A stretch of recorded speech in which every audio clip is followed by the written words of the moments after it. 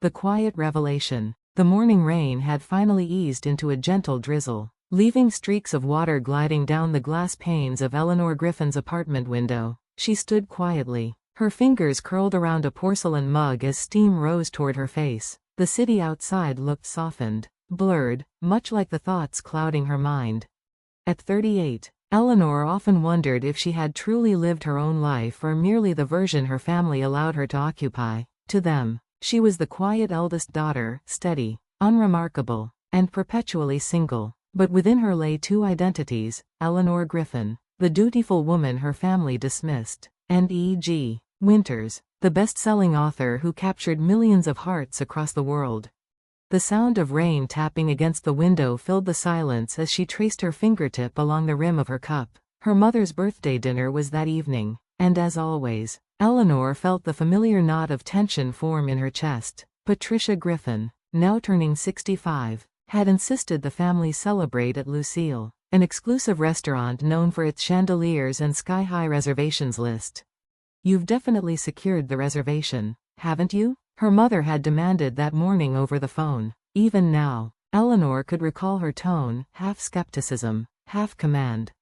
"Of course, Mama," Eleanor had replied evenly. "I made the reservation last month." Patricia's doubtful, "good," still echoed in her ears. She hadn't needed to add that without her publisher's influence. Securing a table at Lucille would have been impossible, but explanations were wasted on her family. To them, Eleanor's life was ordinary, predictable, boring.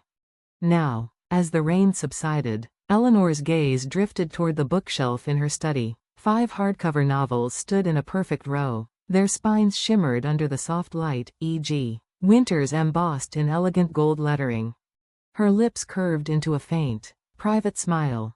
No one in her family had ever suspected, not her flamboyant mother Patricia, nor her outspoken younger sister Vanessa. After her father's death a decade ago, Eleanor had buried her dreams beneath responsibility and silence. Jonathan Griffin had been her only supporter, the one who told her she had a gift. When he passed, something inside her fractured, but that pain had also fueled her words. The pen name, E.G. Winters, had been born from that loss. Eleanor Griffin, and Winters, her father's favorite season. Her phone vibrated, snapping her from thought. A text from Vanessa lit the screen. "Vanessa, Ellie, what did you get for Mama's birthday present?" Eleanor typed back, "It's a surprise. You'll see tonight." In truth, her gift wasn't small. Thanks to her royalties, she had arranged a first-class trip to Paris for Patricia, a city her mother had dreamed of visiting for years but had never afforded. It was the least Eleanor could do. Perhaps, she thought, this gift might soften the sharpness that always existed between them. Just then, her phone rang again. The caller ID read Marcus Simons, Penguin Publishing. Her heart skipped. Marcus, her editor and longtime confidant, rarely called during the day unless it was important. "Eleanor." His cheerful voice filled the line. "I've got incredible news. Universal Pictures is offering to buy the film rights to A Light in the Darkness. They're sending their lead producer to meet us today. How about we meet him at Lucille around 6? Eleanor's breath caught. "Lucille? That's quite a coincidence. My family dinner is there tonight, for my mother's birthday." Marcus chuckled. "Then it's perfect. We'll meet at 5. We'll finish before your family dinner starts. Trust me, you'll want to be part of this negotiation. This could change everything." Eleanor hesitated for a second, then smiled softly. "All right, Marcus, I'll be there." After hanging up, she sat back in her chair, staring at the manuscript stacked beside her. Her hands trembled slightly as reality settled in. Universal Pictures, a Hollywood adaptation. This was the dream she dared not even whisper aloud. But with the joy came unease. Her family. They knew nothing about her success, her books, or the world she'd built in secret. They still thought she worked for a small accounting firm. How would they react if they knew the truth? She texted Vanessa, explaining she might be late. Predictably, her sister sighed on the phone, her tone sharp as ever. "Always busy. That little accounting job must be very demanding if you're missing Mama's dinner." Eleanor bit her lip. "It's an important meeting, Vanessa. I'll be there by 7, I promise." "Fine," came the curt reply, "but Mama won't be pleased." The call ended. leaving Eleanor staring out the window once again. The drizzle had faded completely, and a faint glow spread across the city skyline. Somewhere within her, a decision began to take shape, a desire to stop hiding, to step into the light as herself. By late afternoon, her apartment was a flurry of quiet preparation. On the bed lay 2 outfits, a simple blue dress for her family dinner, and an elegant black silk gown for her meeting, reserved for award ceremonies and galas. She chose the latter, slipping it on carefully. The fabric hugged her figure with understated grace, accentuating her poise. A diamond pendant, a gift from her late father, glinted at her neck. As she pinned her hair into an elegant twist, she whispered, "This time, Papa, I'll make you proud." Just as she picked up her clutch, her phone rang again. Her mother's voice blared through the speaker, impatient and self-satisfied. "Eleanor, come at once. The restaurant sent a limousine. Vanessa and I are already dressed." Eleanor blinked. "A limousine? I didn't arrange one. It must have been part of the reservation." Patricia replied smugly, "They know who I am. After all, don't keep us waiting." Before Eleanor could respond, she heard Vanessa's laughter in the background. She looked out the window and saw a long white limousine idling in front of her mother's estate. Patricia stepped out in an emerald gown heavy with pearls, Vanessa in red silk, both glittering as if the night were theirs alone. When Eleanor approached, Patricia frowned. "You're not ready? I told you. I have a meeting first." "Your little firm again?" Patricia scoffed. "You'd rather work than celebrate your mother's birthday?" Eleanor drew a deep breath. "It's just an hour. Mama, please. I'll be there by 7. Vanessa gave her a mocking look. "Then you won't need this car. It's for Mama and me. You can take the subway or walk. It suits you better." Patricia didn't object. "She's right. This is a luxury vehicle, Eleanor, not a cab." The door shut before Eleanor could respond. As the limousine disappeared down the street, the quiet returned. She stood there for a long moment, the insult settling into the same familiar ache she'd felt for years. But this time, she smiled faintly. "Enjoy the ride," she murmured. "You'll soon know who really made that reservation." Just then, her phone rang once more. Marcus again. "Good timing," he said. "I arranged a black Mercedes to pick you up, producer's request. The driver's name is Craig. He should be there any moment." Eleanor glanced out the window, just in time to see the sleek black car pull up. Her heart steadied. "I see it. Thank you, Marcus. Let's make tonight unforgettable." The drive to Lucille felt almost dreamlike. The city lights shimmered on wet pavement, the air filled with the scent of rain. The car's interior was stocked with her favorite mineral water and champagne, small details Marcus had remembered. When they arrived, the restaurant's back entrance opened to a red-carpeted VIP hall. Marcus greeted her there, dapper in a gray suit, his smile genuine. "Perfect timing," he said. "James Connor's inside. He's dying to meet you." Inside the private dining room, a tall man with salt and pepper hair stood and extended his hand. His presence was calm yet commanding. "Miss Winters," he said warmly, "it's an honor. A light in the darkness isn't just a story, it's art." Eleanor shook his hand, her smile humble but radiant. "Thank you. That means more than you know." Marcus raised his glass. "To E.G. Winters and to the next great literary film." They toasted, and for the first time, Eleanor allowed herself to believe she had finally arrived. James opened a leather folder filled with documents. "We want to acquire the film rights for all 5 volumes, each with $100 million budget. And, of course, we'd like your creative input as a consultant." Eleanor's breath caught. She felt her father's presence in that moment, proud and smiling. "I accept," she said softly. Then, gathering courage, she added, "But under one condition. My real name must appear in the credits. No more pen name." Marcus blinked. "Your real name? Eleanor Griffin?" "Yes. It's time I stop hiding. My family is here tonight. They'll find out anyway, and I want them to hear it from me." The room fell into a respectful silence. James smiled approvingly. "Bravery suits you, Miss Griffin. Congratulations." As Eleanor signed the final page, her signature trembled slightly. When she put down the pen, she felt lighter, like a decade of shadows had finally lifted. Marcus grinned. From this moment forward, Eleanor Griffin and E.G. Winters are one and the same. Hollywood will know your name. Eleanor exhaled slowly, her heart full. Tonight, at her mother's birthday dinner, she would no longer hide behind modest smiles and quiet obedience. Tonight, the truth would shine, and the woman they once called ordinary would finally reveal who she truly was. Eleanor stood up and extended her hand to James Connor. I look forward to a wonderful collaborative relationship, she said with a warm smile that carried both gratitude and relief. James shook her hand firmly. As do I, Miss Winters, or should I say, Miss Griffin, he said kindly, his eyes gleaming with admiration. Marcus watched the handshake with satisfaction. This is just the beginning, Eleanor. The world will finally know the woman behind those powerful stories. When the meeting ended, Eleanor glanced at her watch. It was already 6:30 p.m., 30 minutes past her family's dinner reservation. Her stomach twisted in mild panic. I must hurry, she said as she gathered her purse and contract folder. My family's waiting for me. Of course, Marcus replied, smiling. But before you go, let's have a quick toast. You deserve to celebrate this moment properly.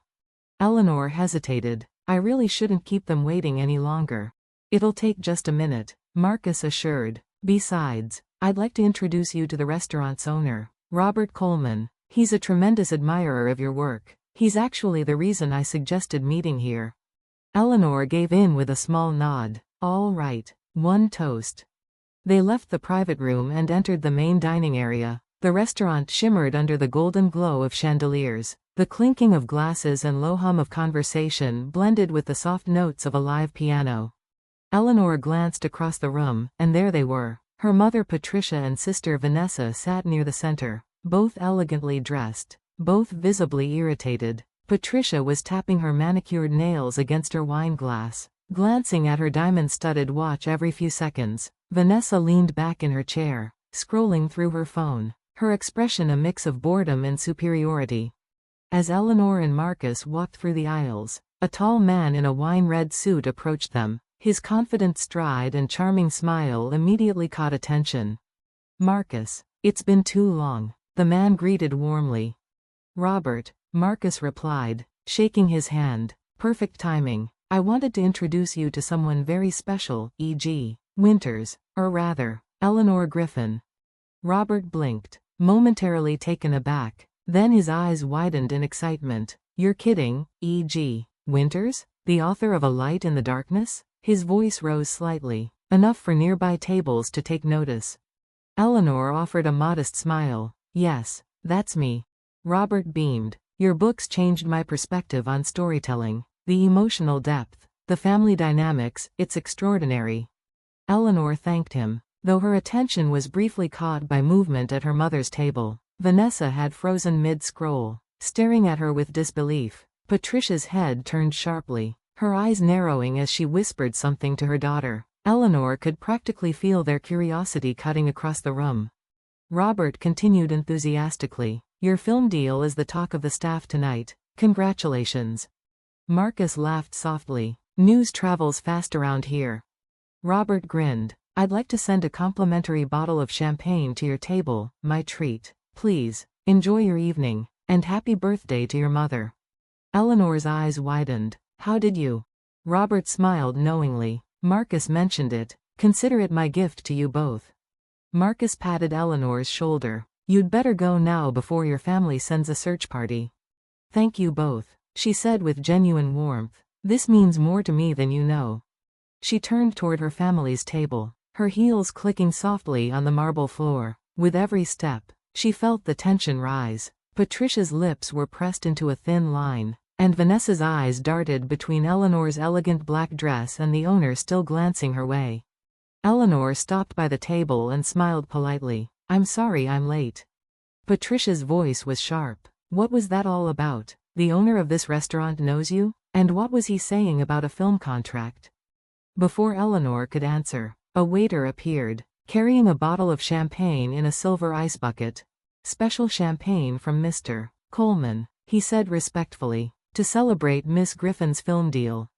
Patricia blinked. Film deal? Vanessa's jaw dropped. Wait, what film deal? What is he talking about? Eleanor exhaled softly. Feeling a mixture of relief and fear, the truth could no longer wait. Actually, she began, her tone calm but steady, I've been keeping a secret for a long time. I write novels under the name E.G. Winters. The table went completely silent. Patricia's fork slipped from her hand. E.G. Winters? She repeated, eyes wide. You mean the author? The E.G. Winters? Eleanor nodded. That's right. Vanessa's eyes darted from her mother to her sister. No, no way. You're her? Eleanor smiled faintly. Today, I signed a film contract for the Light in the Darkness series. That's why I was late. For a long moment, neither Patricia nor Vanessa said a word. The disbelief on their faces slowly gave way to something deeper, shock, confusion, maybe even guilt. Patricia finally spoke, her voice trembling slightly. Why didn't you ever tell us? Because, Eleanor said quietly, you wouldn't have believed me. When I told you I wanted to write, you both laughed. You said it wasn't a real career, so I stopped talking about it and started doing it in secret. Patricia looked down, her eyes glistening. I didn't mean to discourage you. I know, Eleanor said softly, but you did. Vanessa swallowed hard. And the limousine earlier. Eleanor's lips curved slightly. It wasn't for you, Vanessa. It was sent by my publisher. They wanted to make sure I got here for the meeting on time. Vanessa's cheeks flushed with embarrassment. We told you to walk. Yes, Eleanor said gently. You did. Patricia shifted uncomfortably. And that dress, where did you get it? It's from a designer event in Paris, Eleanor replied casually. The same week I signed my third book deal. The waiter poured champagne for all three of them. Eleanor raised her glass and smiled softly. Let's toast to Mama's birthday, and to new beginnings. Patricia hesitated, then lifted her glass. Vanessa followed suit. The three glasses touched with a faint chime, echoing like a quiet promise. As they sipped, Patricia looked at her daughter thoughtfully. You know, she said slowly, I've been reading your books for years. I had no idea they were yours. The character Marianne reminded me of you, her quiet strength, her pain. Eleanor smiled, her voice tender. Marianne was inspired by me and by you. Patricia blinked. By me? Yes, her struggles with her mother, her need to be understood, that came from our story. Patricia's lips trembled slightly. Then I suppose I owe you an apology, for everything. Eleanor reached out and took her mother's hand. We can start over, Mama, we all can. Vanessa, who had been quiet for several minutes, suddenly looked up. You know, she said awkwardly, I always thought you were dull, ordinary, but I guess I was wrong. Eleanor smiled faintly. You were never cruel because you wanted to be, Vanessa. You just didn't see me, but that's all right. You do now. Patricia wiped a tear from her eye. Jonathan would have been so proud of you. At his name, a lump formed in Eleanor's throat. I like to think he's watching us right now. The waiter brought their dinner, and slowly, the heavy silence faded. Laughter returned, hesitant at first, then genuine. Patricia even cracked a small smile. You know, she said, trying to lighten the mood, I still don't forgive you for keeping this secret for 10 years, but I am proud of you. Eleanor chuckled softly. I'll accept that. And, Patricia added with mock seriousness, starting tomorrow, I'll review your contracts to make sure you're not being cheated. Hollywood can be ruthless. Eleanor laughed. Thank you, Mama, but I think I'll be fine. I've managed quite well so far. Vanessa raised her glass again, this time with genuine warmth. To E.G. Winters, no. To Eleanor Griffin. They clinked glasses one more time, and this time, it wasn't just a toast, it was a reconciliation. As the night went on, the rain outside the restaurant turned into a gentle drizzle. Through the window, Eleanor saw the shimmering city lights reflected on the wet pavement. For the first time in years, she didn't feel like she was living two lives. She was no longer just Eleanor Griffin or E.G. Winters. She was both, whole, complete, and finally free.